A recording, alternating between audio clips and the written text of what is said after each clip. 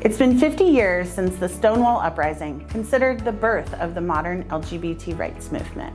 While many of the key events of the last 5 decades took place in New York City, San Francisco, and Washington, D.C., our region has also played its part to advance equity for lesbian, gay, bisexual, and transgender people.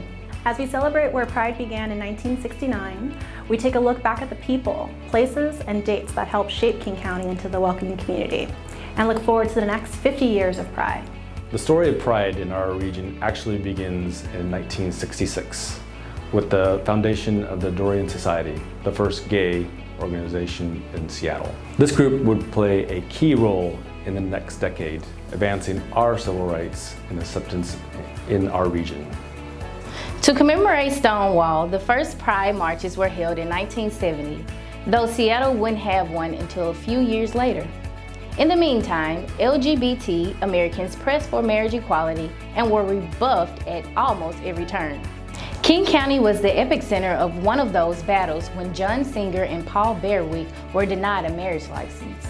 In 1973, the city of Seattle passed a non-discrimination ordinance, one of the first large cities in the nation to do so.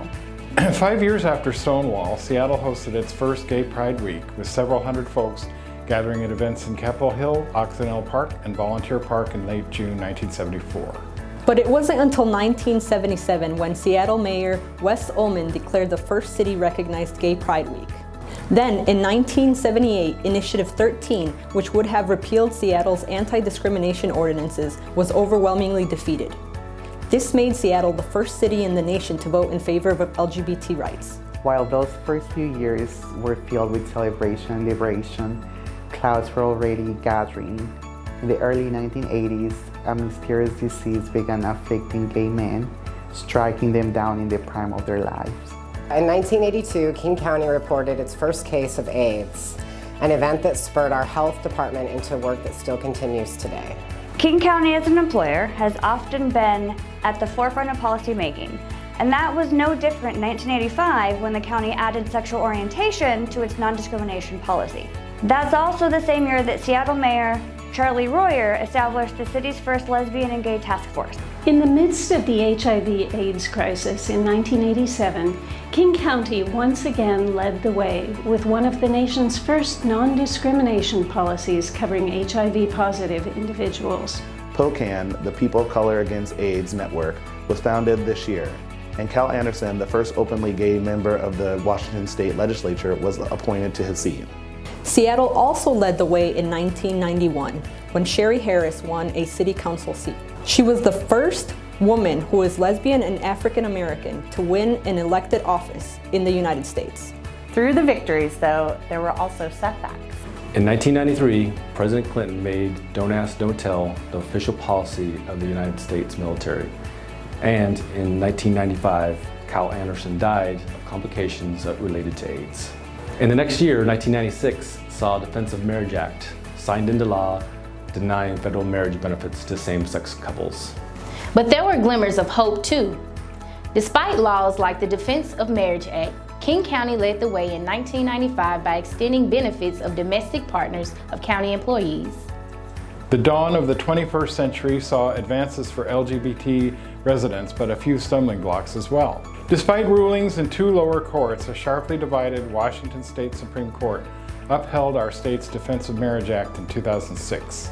But all was not lost. Earlier that year, Governor Christine Gregoire had signed a bill adding sexual orientation to the state's anti-discrimination laws. And then in 2007, she signed a bill creating same-sex domestic partnerships. That law was further strengthened in 2009 when the so-called Everything But Marriage bill. Washington voters affirmed that decision in November 2009 with the approval of Referendum 71. 2012 was a landmark year for LGBT rights in Washington as the state legislature approved full marriage equality.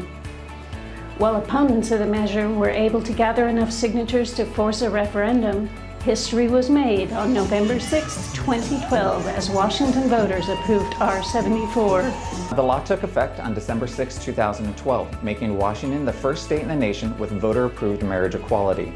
Just after midnight on that day, King County Executive Dow Constantine issued the first marriage license to a lesbian couple. Speedy Peterson and Jane Abbott Leidy. Less than 3 years later, the U.S. Supreme Court affirmed marriage equality for every American. The landmark case, Obergefell v. Hodges, was decided on June 26, 2015, just before the annual Seattle Pride Parade. King County employees were among the estimated 500,000 people who celebrated this historic victory during a joyous romp through downtown Seattle that weekend. And it doesn't stop there. In July 2016, Executive Constantine announced an initiative to encourage more LGBTQ-owned firms to do business with King County and to track those contracts. At the time, King County was the largest county in the nation with such a policy, another demonstration of our region's leadership on LGBTQ issues. While this year, 2019, the 50th anniversary of Stonewall gives us a chance to reflect, it's also an opportunity to look forward. Soon, the AIDS Memorial Pathway will give visitors to Cal Anderson Park a place to remember and reflect on all the lives lost to HIV. We continue to advance equity and social justice for all residents, including those in our LGBTQ community. King County is proud to be a welcoming community where all people, no matter their sexual orientation, gender identity, or gender expression, have the opportunity to thrive.